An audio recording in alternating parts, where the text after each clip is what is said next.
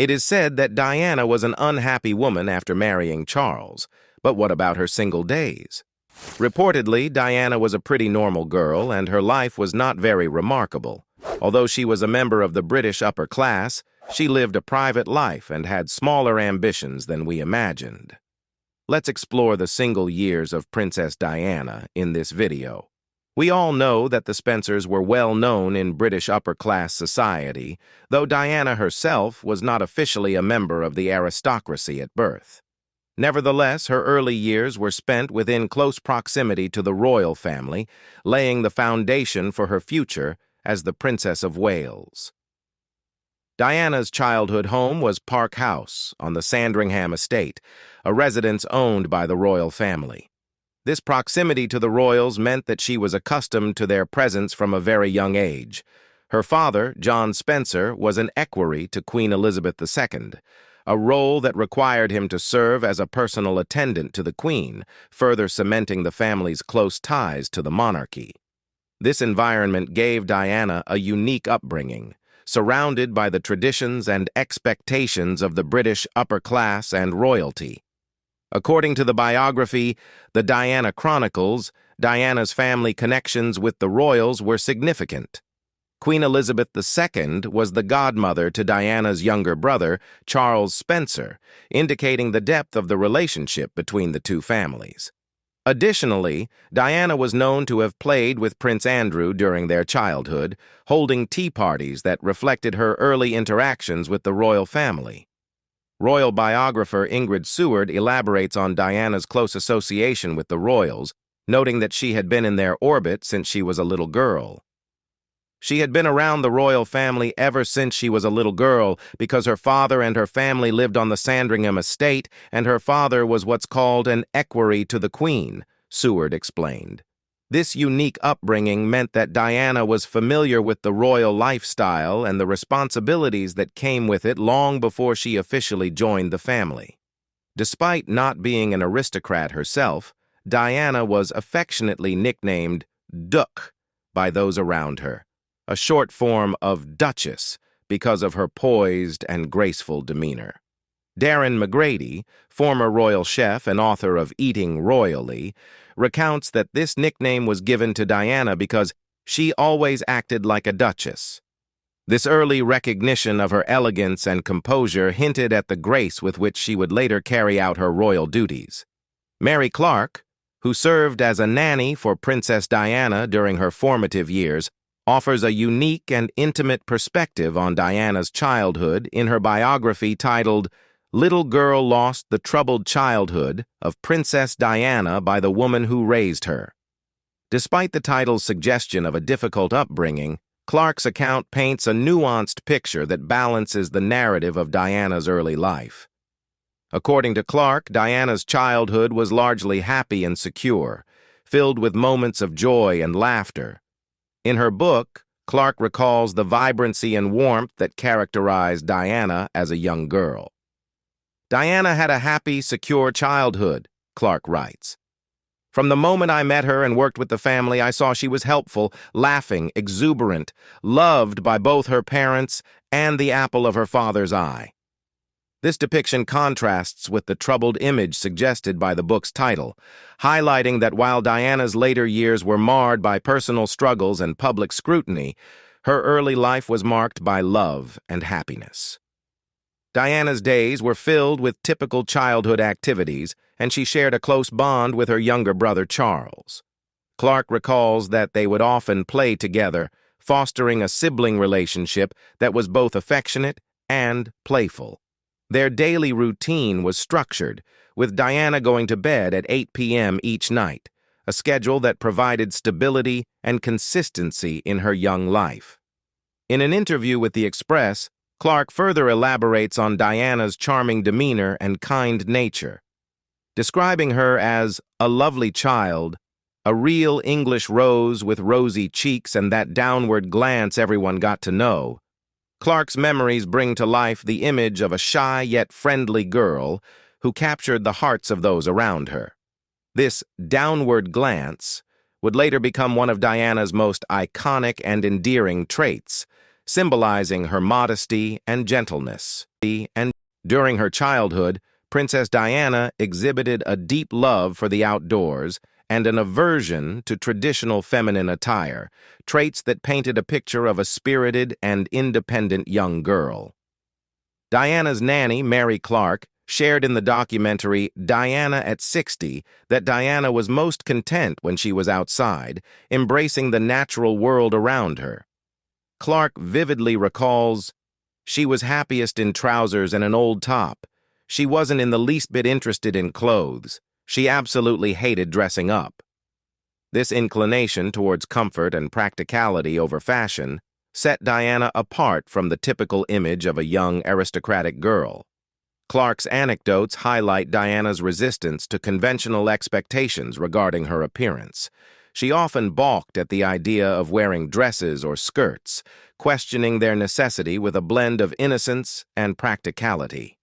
Clark remembers Diana's protests vividly, with the young girl often asking, "Do I really have to do this? I don't see what it matters what I'm wearing. No one's going to look at me." This perspective reveals Diana's early sense of self and her preference for substance over superficiality, a trait that would later define her public image as a down-to-earth and relatable figure. Diana's love for animals was another significant aspect of her childhood. Clark fondly recalls that Diana adored her guinea pigs and dog, spending countless hours caring for and playing with them. This affection for animals was not just a fleeting childhood interest, but a lifelong passion that continued into her adult years when she supported numerous animal welfare causes. Her bond with her pets provided her with a sense of companionship and comfort, further emphasizing her nurturing nature. In addition to her love for animals and the outdoors, Diana excelled in sports during her school years. Her former music teacher, Penny Walker, noted that Diana was always good at sports, reflecting her energetic and competitive spirit. Whether it was running around the playground or participating in school sports events, Diana's athleticism was a defining feature of her early years. This athletic ability not only showcased her physical prowess, but also her determination and dedication, qualities that she would carry into her later life and charitable endeavors. Princess Diana's passion for dance was a defining element of her youth, reflecting her deep-seated love for artistic expression and physical movement. Her early interest in dance was more than just a pastime. It was a profound part of her identity and a potential career path she dreamed of pursuing. This passion is poignantly captured in her own words as a teenager when she expressed, "I would love to be a dancer," as reported by the Mirror. Diana's former ballet teacher, Anne Allen, provides insight into the princess's connection to dance in the documentary Diana, in her own words. Allen observed, "She had danced in her soul, and I realized the pure enjoyment that it gave her." This statement underscores how intrinsic dance was to Diana's happiness and emotional well-being. For her, dancing wasn't merely a hobby. It was an essential part of who she was, a medium through which she could express her innermost feelings and find solace. The therapeutic aspect of dance for Diana is also noteworthy. Allen suggested that Diana's dedication to dance might have been a coping mechanism for dealing with emotional trauma. Growing up amidst the complexities and pressures of an aristocratic family, Diana faced numerous personal challenges. Her parents' tumultuous relationship and subsequent divorce were particularly distressing events in her childhood.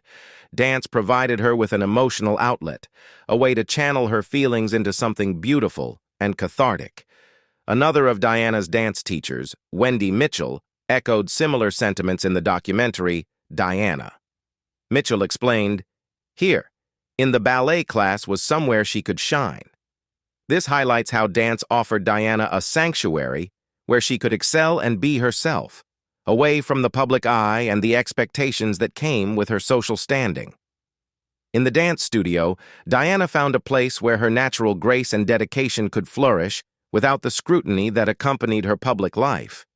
However, despite her profound love for ballet, Diana was unable to pursue it as a professional career due to her height.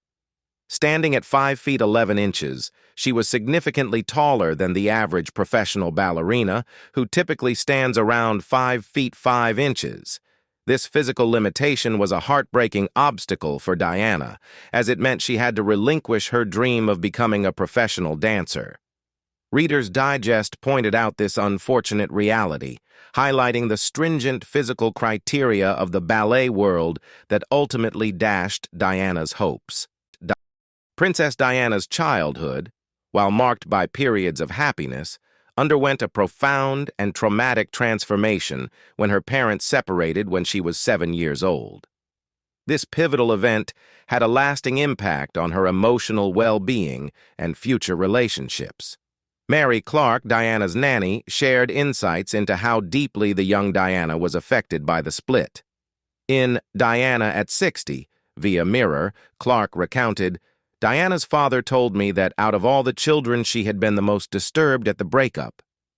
This disturbance manifested in various ways, reflecting her profound sense of loss and fear of further abandonment. Following her parents' separation, Diana began to act out in ways that were uncharacteristic of her otherwise well-behaved nature.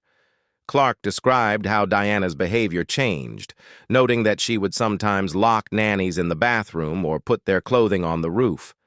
These actions can be interpreted as desperate attempts to exert some control over her unstable environment and to cope with her fear that the people she relied on would leave her, just as her mother had.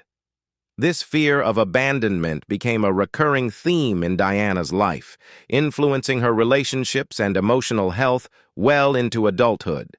Diana's brother, Charles, also provided a poignant recollection of their shared experience during their parents' separation. In an interview with the Sunday Times, he said, "Diana and I had 2 older sisters who were away at school, so she and I were very much in it together, and I did talk to her about it. This bond between the siblings was crucial, as it offered them both some measure of support during a turbulent time.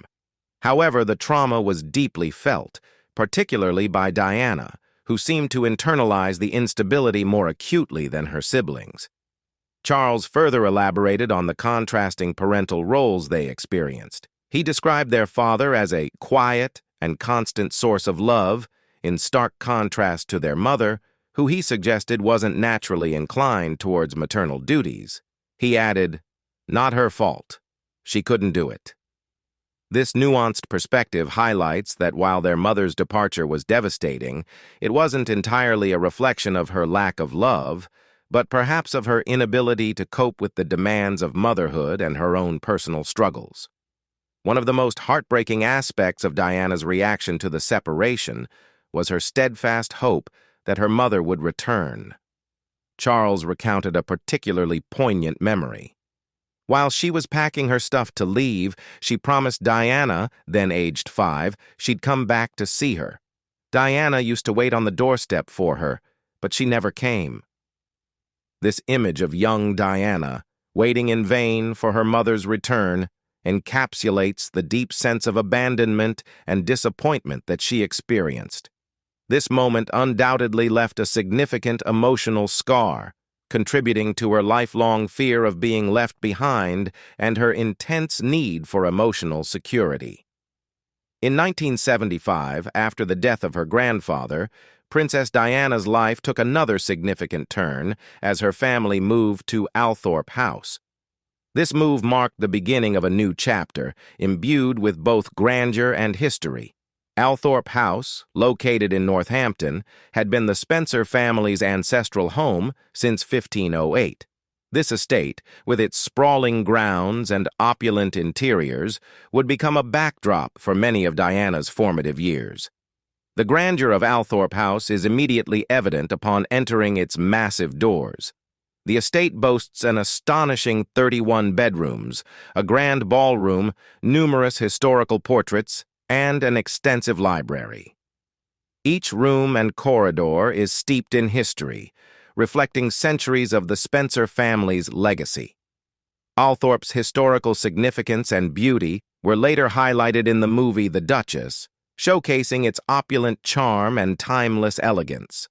Diana's brother, Charles Spencer, provides a nostalgic glimpse into their childhood at Althorp in the documentary Secrets of Althorp the Spencers, via YouTube.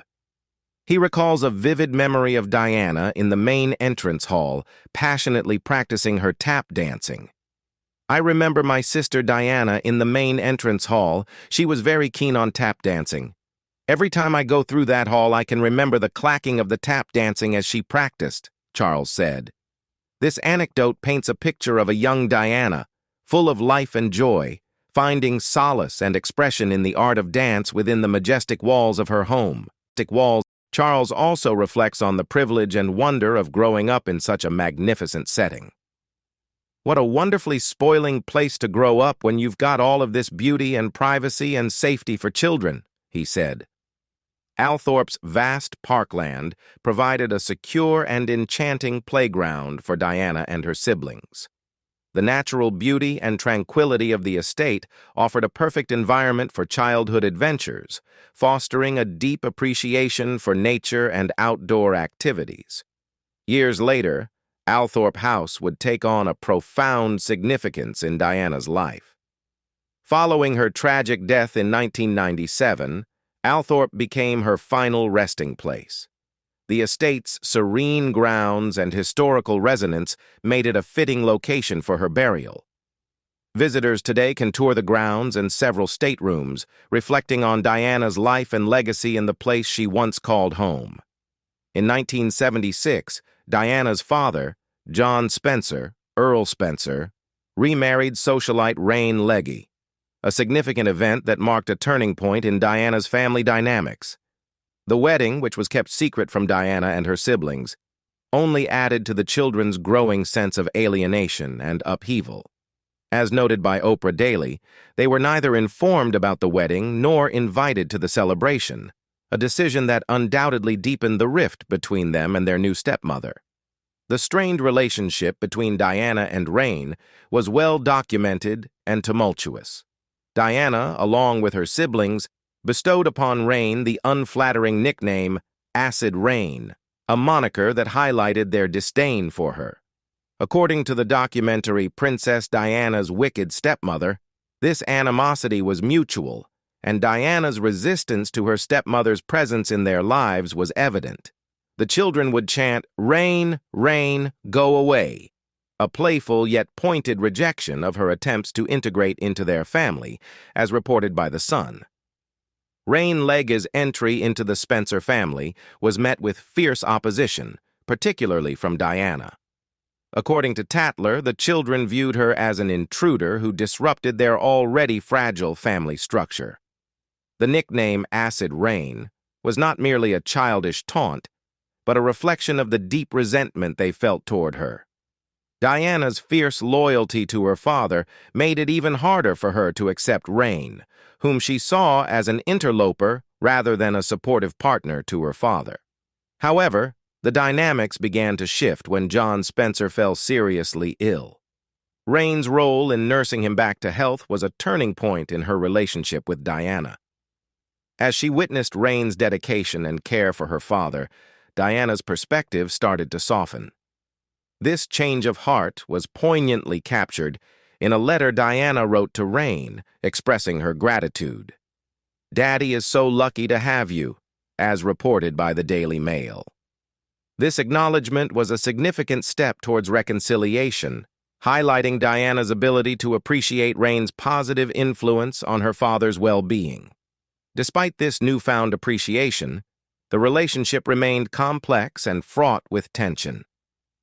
In 1989, long after Diana had married Prince Charles and assumed the role of Princess of Wales, a dramatic incident occurred that underscored the lingering animosity.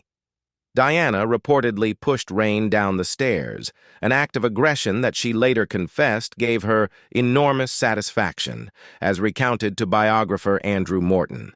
This incident, while shocking, was emblematic of the deep-seated resentment and unresolved issues that still simmered beneath the surface. As a teenager, Princess Diana's aspirations and romantic dreams were infused with a sense of fairy tale idealism, common among young girls of her time. Though she didn't seriously envision herself marrying Prince Charles, she harbored a substantial teenage crush on him, which played a significant role in her formative years. This infatuation was not uncommon for young girls of her age, yet for Diana, it held a special place in her heart and imagination. During her time at boarding school, Diana would openly express her admiration for Prince Charles.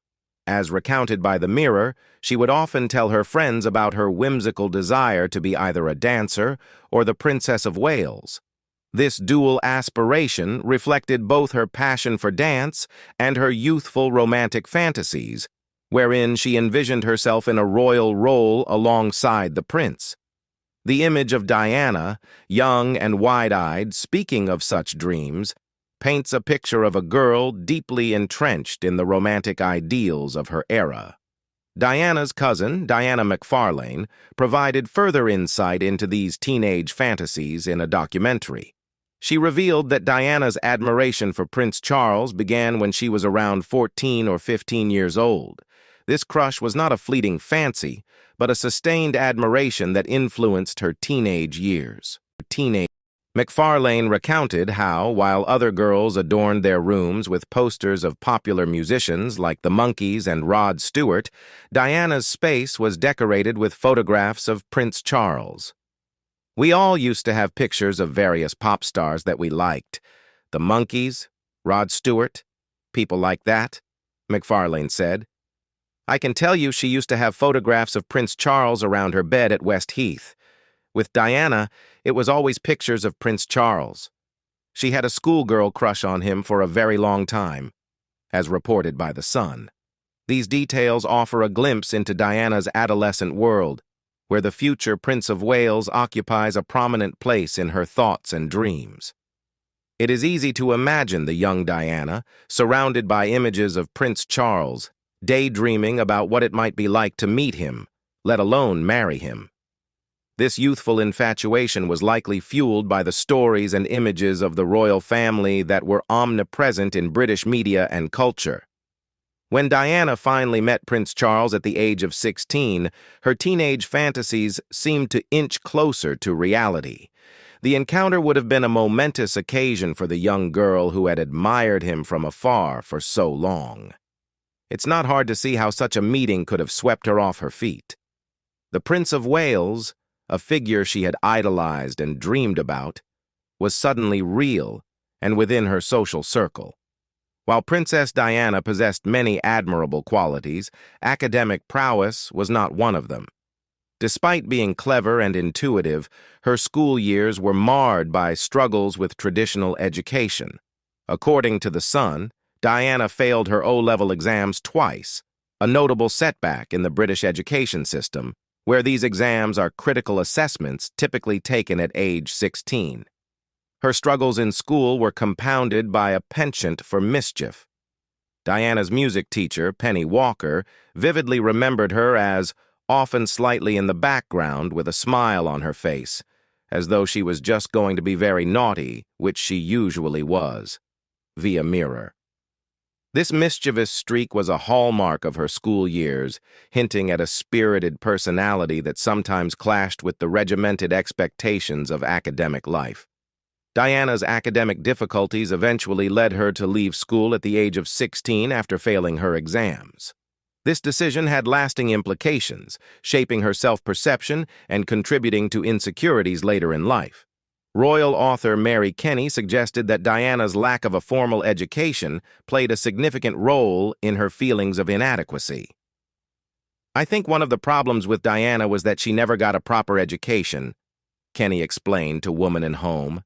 "She had a terrible inferiority complex about that and said that she was as thick as two planks." Such self-deprecating comments revealed the depth of her academic insecurities and how they affected her self-esteem. Despite these academic challenges, Diana's school years were not devoid of positive attributes. Her former head mistress, Jean Lowe, highlighted Diana's standout qualities of kindness and helpfulness, noting that these traits were more prominent than her academic intelligence. She stood out for her kindness and helpfulness rather than her academic intelligence, Lowe said, via Mirror. These qualities foreshadowed the compassionate and empathetic persona Diana would later become renowned for on the world stage. Shortly after leaving school without completing her exams, Princess Diana was sent to the Institut Alpin Vidamanet, a finishing school in Switzerland. This decision was influenced by the norms of the time, where young women from aristocratic backgrounds often attended finishing schools as an alternative to university. According to the Express, the school was seen as a suitable environment for Diana to refine her social graces and acquire the cultural polish expected of someone of her status. However, the experience turned out to be far from ideal for the young princess. The Institut Alpin Vidamanet was an elite institution, and classes were conducted entirely in French. This presented an immediate challenge for Diana, who struggled with the language. Her difficulty in speaking and understanding French compounded her already existing academic insecurities. The language barrier exacerbated her shyness, making her hesitant to engage with her classmates and teachers. As Howard Hodgson detailed in his 2007 biography, Charles, the Man Who Will Be King, the combination of linguistic difficulties and her natural reticence made it hard for Diana to fit in socially. The result was that she had difficulty fitting in socially, and her classwork, which she had always found difficult enough in her native tongue, was now nothing short of pathetic, via Showbiz cheat sheet. Diana's time at the finishing school was marked by feelings of isolation and inadequacy. The challenges she faced in the classroom mirrored those she encountered in her social interactions. Her inability to communicate effectively in French left her feeling even more isolated and out of place. The environment, which was supposed to enhance her social skills and confidence, instead became a source of anxiety and discomfort. Diana's natural shyness intensified, and she withdrew further into herself, avoiding participation in class and social activities. The pressure and isolation eventually became unbearable for Diana. She desperately wanted to return to the familiarity and comfort of her home. She expressed her distress in heartfelt letters to her father, pleading with him to bring her back to England. "If you love me, you won't leave me here," she allegedly wrote. Her father's decision to enroll her in the finishing school, intended to provide her with valuable life skills, had instead pushed her into a state of desperation and unhappiness. After returning from her short stint at the Institut Alpin Vidamanet in Switzerland in 1978, Princess Diana moved into a modest apartment in London with 3 close friends, Carolyn, Anne, and Virginia. The move marked a new chapter in her life, one that was marked by the everyday experiences of a young woman in her early 20s, rather than the grandeur associated with her later royal status. The apartment, shared with her friends, became Diana's sanctuary during this period. For a year or so, her life was remarkably relatable and down-to-earth, offering a glimpse into a more ordinary existence. Diana and her friends navigated the city together, and their apartment served as a base for their shared experiences. The dynamics among the flatmates were close-knit, characterized by camaraderie and mutual support. Diana's time living with her friends in London was a period of transition and personal growth. It was during this time that she received the proposal from Prince Charles. In her book, Diana, Her True Story. In her own words, Diana recounted the momentous occasion with a sense of nostalgia and excitement. She described returning to her flat after the engagement, eager to share the news with her friends. "I came back to the flat and sat on my bed. 'Girls, guess what?' they said. 'He asked you. What did you say?' 'Yes, please,' Diana wrote. The reaction of her friends was a mixture of joy and disbelief as they screamed and howled in excitement. The group then celebrated by taking a drive around London, keeping the engagement a secret from the wider world for a short while. Diana's flatmates provided additional insights into the celebratory atmosphere that followed her engagement. According to reports, the flatmates' reactions were candid and spontaneous. Carolyn, for instance, was reportedly on the loo when Diana returned with the engagement news.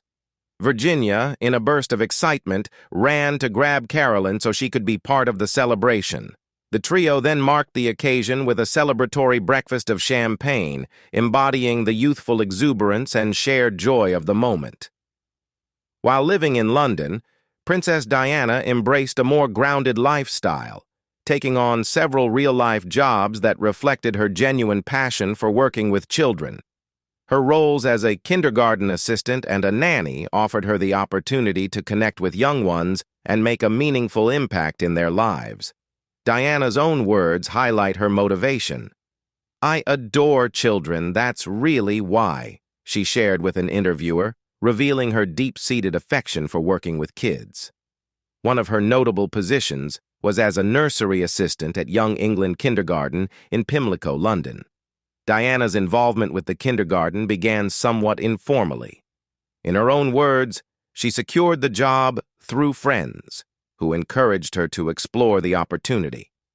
Initially, she started by working in the afternoons, gradually taking on more responsibility as she became more involved. Diana expanded her role to cover full days, working at the nursery 3 days a week.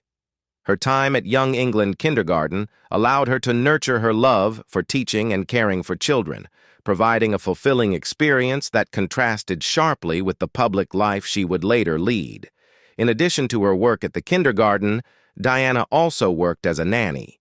This role took her into the home of Mary Robertson, the mother of an American baby boy. Diana's position as a nanny was relatively low-key, and she maintained a certain level of privacy about her personal life. As Mary Robertson later recounted, Diana initially introduced herself simply as Diana Spencer, without revealing her involvement with Prince Charles. This discretion allowed her to build a genuine rapport with the Robertson family, and she became a familiar and comforting presence in their lives. Mary Robertson remembered Diana as being personable and approachable. The two would often chat during everyday activities, such as while Robertson was blow-drying her hair or applying makeup. Diana's role in the Robertson household was characterized by her warmth and dedication. The fact that she chose to keep her royal connections private during this time speaks to her desire to be seen as a regular individual rather than a public figure. When Prince Charles first encountered Princess Diana, she was just 16 years old, making her too young for the conventional dating practices of the time. At that stage in her life, Diana wasn't involved in any romantic relationships. She primarily socialized with friends in group settings. Diana's friend Herbert Harry noted that she was not known for dating, adding, "She never dated. She used to go out with friends in groups." For Diana, Prince Charles marked the beginning of her dating life, and she was reportedly very much head over heels in love with him when their relationship began. Before Diana entered the picture, Prince Charles had been romantically linked with her older sister, Sarah Spencer. In 1977, Charles and Sarah were involved in a relationship that seemed to have a natural chemistry between them, given their mutual interest in socializing and experiencing the high society lifestyle. However, their relationship faced challenges and ultimately ended on a sour note.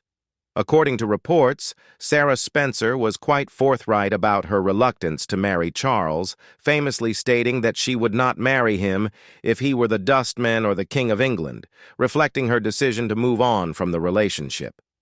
Despite the end of Sarah and Charles's romance, she played a crucial role in introducing her younger sister to the prince.